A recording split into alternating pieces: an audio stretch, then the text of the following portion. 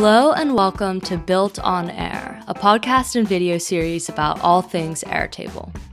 I'm your host, Zoe Vanderplu, and I'd like to thank our sponsor, OpenSide. Visit openside.com for products and services that will take your Airtable to the next level. Use promo code BuiltOnAir, one word, all caps, for a one-time $20 credit off of any purchase. On the show today, I welcome Jason Montoya from Atlanta, Georgia. Jason is a consultant, freelancer, and self-described small business firefighter.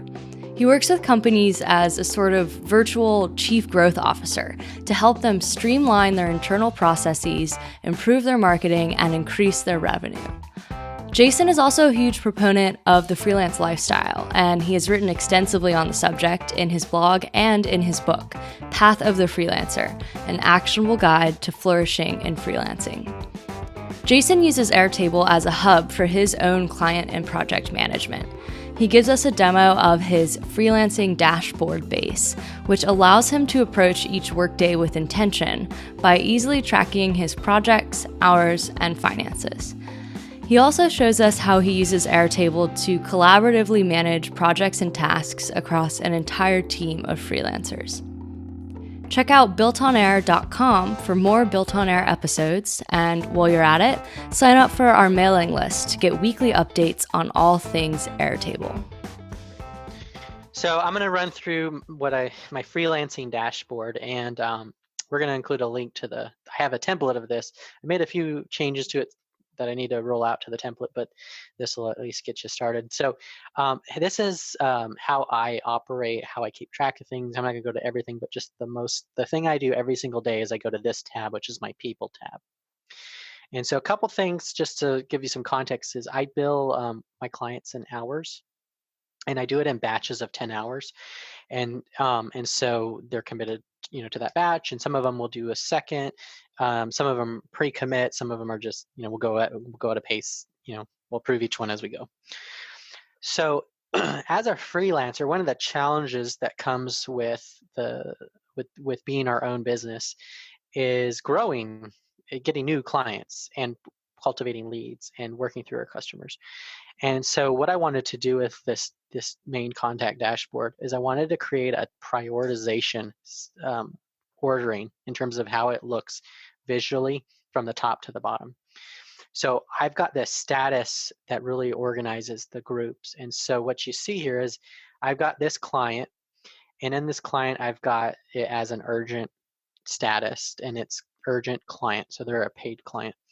And so this person I've got a call with tomorrow. So there's a couple things I need to do today for that, ahead of that call, so that I'm ready for that call. So that's why it's urgent. Now, if I change it, I put it just the normal client status here. It'll group these. These are my clients that I'm working with. And then I've got urgent and then important. So important is like, I need to prioritize this client. So, because I'm getting pulled into these other stuff, and I just need to get some stuff done on this client. So I can put it up here and it'll move it at the top. So that's the idea, is the vertical prioritization. And then I've got a couple different columns here. But before I run into that, I'll just kind of go down here. So I've got another group called Day Complete. So what I want to do is I've worked on this client for a little bit of time, and I want to move to the next client. So I'm going to move them to the Day Complete. Means there's still work to be done, but I'm going to close them out for the day. I've got an idle client, which is a client that has some time left, but we don't have a task in place to be able to work on it. So it's just sitting there until that task comes up. A roadblock means there's things I can be doing, but I'm waiting on the client for X, Y, or Z. So that's the client groupings. And so those are all different statuses in here. The next one is the active prospects. So these are people that expressed interest in working with me at some form or another. And so I need to cultivate those relationships. Now, here's how this works. So right now you can see I've got a healthy amount of active clients and work on my plate. But if I didn't, then this would be a lot more anemic, and then this would be at the top of my list. So the idea is that if I need to be doing more sales, the sales stuff is going to come up. If I need to do more paid client work, that paid client work is going to go to the top. So that's how it works for me. And so I'm vertically working my way down. I finish my paid work, and then if I have time left, then I work on cultivating, moving my idle clients forward or helping my roadblock clients get unroadblocked. Then I'm focused on how do I move these prospects to the next stage. Then I have another category called recently active clients. And these are ones that have worked with me, but we've paused our work for whatever reason. And so if I'm looking for more work, one of the things that I wrote about in Path of Freelancer is the easiest place to get work is from people we've worked with. So yeah. Before I go cold calling or networking, I'm gonna go reach out to all the clients I've worked with in the past and say, hey, how's it going? What's new? What problems are you facing? How can I help you? Do you have anything that needs my assistance? So I've got this list here. Then I've got inactive clients, which would be another layer, but just segmented. Like I haven't worked in these in at least 60 days. So some of these could be a couple years ago. And then I've got inactive prospects. So these were leads that came in, but we never actually ended up working together. So I could reach out to them again. And then I just have my contacts that I've created. So that's the vertical prioritization that makes a big difference. And then I can work through the horizontal columns as well. But do you have any questions on that or comments, or shall I proceed? What I like what you've done here is, it's simple enough, right, where you can easily kind of move things, but also I really like sort of your concept here of, I really know that, given any particular day, you just have kind of what you can see on the screen without scrolling as your priorities. But also it's really nice that you don't really have to, go somewhere else to kind of look for, inspiration for leads or other work. You just simply scroll down and you kind of have it all there, so you can really easily kind of keep it churning in the back of your mind. Exactly. It's kind of like a pulse check in that sense, and it makes a big difference, because I think when we're dealing with a lot of things as a freelancer, it's hard to manage it all. Yeah. And I have thought about using a CRM separately from this, but I'm just like, I really need it all to be in one place. Yeah. And I mean, and if it works for you, just own it, Yeah, exactly. So I'll run through the columns here. This first one is approved hours. So these are, the client is willing to pay for those hours. So, obviously it's a different amount for different ones.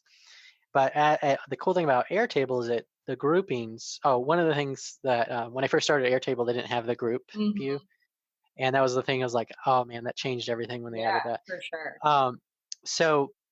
But as you can see, I've got these sums. So I have, for every month, I have a goal of right now based on how much time I want to work and how much income I want to earn. I want to work 117 paid hours per month. That's my top tier goal. I have kind of a few different levels, but at the highest level. So what I can do is I use a tool for tracking my time called TimeCamp. And so that tracks my time, like what I've done so far. And so I check that every day. And we're just a few days into the month. So it's, we're, let's say I have 15 hours. So now I can go, well, I've got 70.25 approved hours here, and I've done 15. So I'm at 85. So I need to find, 22 hours. Right. So this client might do another 10 hours. So I put that under potential hours. This client might do 10 hours. This client might do 10 hours. This client might do 10. And then, so I don't know for sure yet. I haven't gotten approval, but I'm making a guess. So I have 45 hours. If I can get, if I can find, some of those hours from that bucket or from these other ones, then I'm going to hit my goal. So I can actually use, it's March 6th, and I could tell you if I'm going to hit my goal this month or not. Yeah. And it's better to know that now than at the end of March when I can't change that. So right, and you're like, oh man, it's like 3 days left, and I need to find 20 hours and work them. Exactly, and which is hard. So this column tallies them both, so you can see you got 115 available potentially in actual. And then I've got this formula. It's days left in the month. So I don't work on the weekends. So it's the number of weekdays left. And then I have to, there's a formula that you can use. So date, time difference. There's a few different kind of complicated, but essentially it calculates how many days are left in the month. And then what I do is I add in -8 because that's the number of weekend days there are left. Right. And then I -2 because of the number of days I want to take off. So the unfortunate thing is I'm having to change this here. I could probably create another column and maybe put those variables in there, but then I have to do it for every row. So it's a little, maybe something Airtable can help me figure out in a different way. But date, time, computations, and formulas in Airtable, I think, are one of the more complex things. Like whenever I'm always trying to add and subtract dates, I'm always like looking at the formula reference. You know? Yeah, it's like just exactly. a little bit. It's not as intuitive as some of the other computations you can do. So yeah, I feel your pain. Yeah. So, but what I did is the idea is how many days are left, work days are left in the month. And then how many hours do I anticipate for each of these? And then this tells me how much to work each day. So I should be, doing 7.2 hours a day, and then it should be broken out this way. Now, it doesn't always play out that way, but it's a reference point to work from. And so to hit my 117 goal, I have to work 6.16 hours a day, 6.16 hours a day for 19 days. And so this tells me that I've got more than enough time. I'll actually have rollover time for next month. So that's what that column is. And then the next is the status, which I already went through. And then one thing I added this next month column to go, well, how many hours do I think they're going to do next month? So I'm actually starting to figure out, okay, I've got 103 here. If I end up having 10 rollover, then now I'm starting with, I'm trying to project ahead of time and be as proactive as possible. Right. The next two columns are for invoicing. So most clients I invoice when we start working, and then they got net 10 to pay it. I have a few exceptions to that, as you can see, but that's what this is. And then this column here is whether they paid that invoice, whether I've just invoiced it or not invoiced it, and whether it's late. And so, if I had this as not invoiced, then it would just be a trigger to go, okay, I need to invoice them, and then I would change it. Or if I add another 10, hey, they just approved another 10 hours, I'll put that in there, and I'd have to change this to not invoice. So it's just these little triggers that help me do the things I need to do to make that happen. Yeah, just kind of, again, having everything kind of laid out in one place, so you're not having to, look at your, invoicing setup to see if they paid or whatever. And then question for you on kind of how, do you check this, at the beginning of every day and update it, or are you updating it as you go along? How do you actually work in this space? So I'm in here all day long. So it's the first thing I look at. I'm in here from when I'm switching clients. I'm in here at the end. What I would like to do is when I'm done working, like let's say I'm done with this client and I move them to day complete, then I'll check my hours, and then I'll update the approved hour amount left. If I don't do that per client, then at the end of the day, I'll go through and I'll just do them all at once. It doesn't always happen. Sometimes I'm a day or two behind and I just update it, but I just want to make sure I'm not doing work that they haven't paid for or haven't approved. So, this tab I have two monitors, and this tab is open all day long, and I'm constantly referencing it for different reasons. And the next part I'll show you will add a little bit more detail as to why that is in another way. So, make sense? Yeah, awesome. And also it's, really satisfying I would imagine, to be able to move it to day complete, right after you're done. Yeah. Like, all right. Yeah. And I can see it move to the next group, and, exactly. that little bit of satisfaction. Exactly. So, that the check, it's like the checkbox effect, right? Yeah, exactly. Now I've got these next two columns, what I call the checked in, and then the weekly complete. So with the check-in, what I prefer to do with my clients is at the beginning of every week, I just check in with them. Hey, here's what's going on. Here's what I'm planning to do this week. Because a lot of my clients are virtual and I'm not necessarily seeing them. So one of the things with freelancing is a lot of times freelancers are bad at communication. or they disappear. And as a freelancer, I want it to be the opposite of that. So that's one of the ways that I reassure my clients is, hey, I'm here, I'm alive, here's what I'm working on. Right. If you need me to redirect anything or share something if I've got it. And then the second thing is what I call weekly complete. And that ties to this column, this week's priorities over here. And essentially, when I've got too much to do but not enough time, what I do is I identify like what has to get done this week for all my clients. And then I make sure I get that done. And then if I get anything else done, that's great. But I at least get the things that need to get done. Right.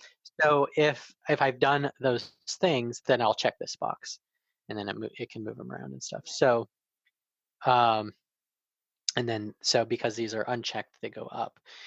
But the idea is, so I have an auto sort on. I'll go on that in a second. But the idea here is, if I've checked in with the client, then I need to go check in with the other ones, and then have I completed the weekly completes? Now I don't do that. The weekly completes aren't all the time. It's just when I have too much going on and I feel like I'm losing my mind and I got to get control. So Right. Yeah. No, I get it. It's like you're like, I just need another way to add, to help adjust and organize my priorities. So they're there. yeah. So as you can see, I've got a sort. So I actually sort the order of these. So I have the statuses that groups them and it orders them. That's sort of the override.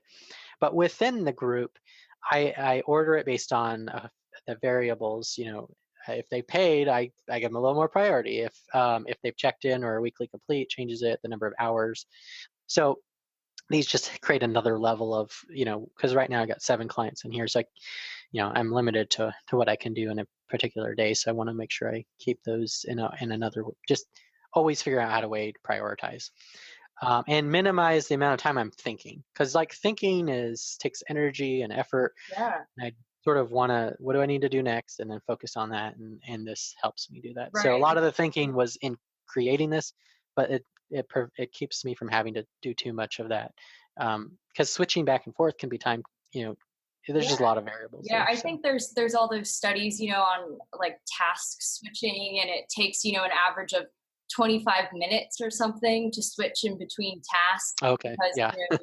You'll check your email and then, Yeah.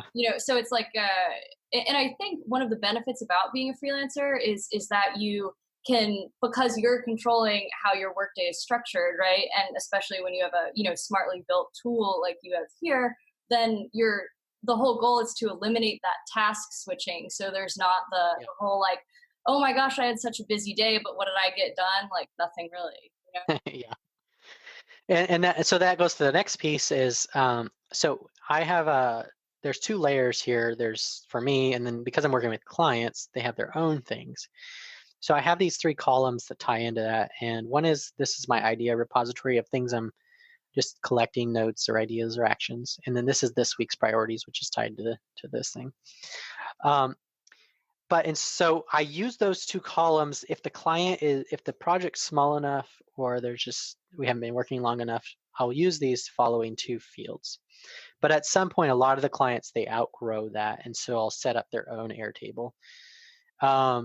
And that's but I put the link here so I can just quickly access it. Right. So it gets right to it. And then here I am. And then this one, as you can see, there's a lot going on, a lot of projects. So, so that's where I go. And then, I have different clients that are on Airtable. And then this is the Monday one I mentioned. And then I have a Trello one here as well. But by default, I start with these 2 fields. And then once they outgrow it, I build their own Airtable. Cool. So that makes sense? Yeah, I love it. Just kind of everything, laid out and just sort of perfectly Jasonized, So, yeah, exactly. Exactly also, how I need it. Yeah, just really kind of adaptable where it's, it's not like you're spending so much time in here that it's, taking away from other things. But like you said, you don't have to think anymore about what should I do next. Yeah. You already decided and it's there for you. So you're like, thank you, past Jason. Exactly. So, and I have some other fields, contact information, email, phone number. I added a little automation tool where I can invite them to my email list, and then I can actually add them just through a checkbox, where the person came from, who was the referral or source, So there's some other variables, and I won't go into those into too much detail now, but they are in, in the template. And I did just, this isn't something I use anymore, but for a little while I created a grid view of this. So I put my clients' pictures in there so I could actually see them, because I was like, I'm virtual and I never see them. This is like a way to Right. humanize it. But I ended up just kind of not doing it, or not sticking with it, because it was not as efficient as this view. So Right. But yeah, whenever you need a little bit of pseudo face to face, you can always go yeah. back to the gallery view. Awesome. Exactly. So there's a lot more to this. There's other tabs for tracking, tracking my hours month to month, tracking my hours year to year, revenue, projects. I've got different ways to kind of predict recurring income, and there's a lot here. But I know we got limited time, so I'll leave it at that. Yeah, and then of course everyone can head to Airtable Universe. We'll include that link to your profile in the show notes so they can check it out, download a copy, play around if they want. Yeah. But I think we have a little bit of time. I know you kind of wanted to walk through a second base, so you can take a peek at that too. Yeah, that works. So I had mentioned, client database here. And so this, there's a couple things I'll show you here. In this particular client, I project manage several other freelancers. And so in terms of a project management view, I'll just go to my view for a second. Under status, that's how we're grouping it. And so I've got done, maintain, stuck, active, next, idea repository, archive. And just like in my freelancing dashboard, I vertically prioritize these based on how I want to see them. So I want to see done things first, then maintain things, stuck, and then active. And the idea is that, that way I'm looking through them in that order. Things we have to maintain, if I put that at the bottom, I might forget about it, Right. things that are stuck, I might forget that they're stuck. So the idea is that I'm organizing that. And I have this tab here this column called passengers. And these are all the people that are involved in the project. That was another great thing that Airtable added, was collaborators. And so now, I can add people and it can notify them, and you can do commenting and stuff. What's the intent of the project? And then what are the actions that we need to get done? Is there a link? The strategy stage that's tied to, I mentioned those 5 stages, low-hanging fruit, simplify everything, make what's left better, identify and fill in the gaps, and then master maintenance. So we identify which part of that it is. One cool thing that Airtable has is you can add a column where it's the created date, so you can see when it was created. But this particular view is a action view for me. So these are the things I need to be aware of and working on. And then I have, for each of the different freelancers, I have a view. So you can see what's on there. So as we do a weekly call, and then everyone will go through their items, and then they'll update their items. Then I also have a view for the owner of the business. So I'll click on that, and this is essentially just trimmed down to a list of what I think is most relevant for him to look at. But you can see there's a lot of different tabs. I've got a planning view. So this is more of what are all the things that are in place, ideas, what do we need to be working on. And so it's just, this table, or this base has like hundreds and hundreds of records, but what I've done is just create different views for different people to see the data they need, when they need it, how they need it. And we've got some other tabs here that, we're creating some cross-linking tabs. Where we've got different goals, and those goals are assigned to different campaigns, and people are, involved in the different goals here. So, that's kind of a high-level view of what's going on. For something that's got a lot of pieces moving. Yeah. And the one thing I do like too about doing to-do lists in Airtable is that since it's so easy to filter things, you don't have to delete things, which is useful sometimes, right? Because instead of just, doing a to-do list like on paper or in some other apps where it's not easy to see everything that's done, you can kind of look back and get, a sense of how things are balanced between team members, or, kind of what your velocity is, like how long it takes you to do things, what you have done. So it's kind of nice to have that, and I'm guessing the archive status kind of serves that purpose here for you guys. Exactly. So, let's say we finish this and then we just hit archive, and then I've got a filter set up that says if it's this is actually our filtering archive and the idea repository. So in the action view, it's like, we don't want to be ideating, we just want to be doing. Right.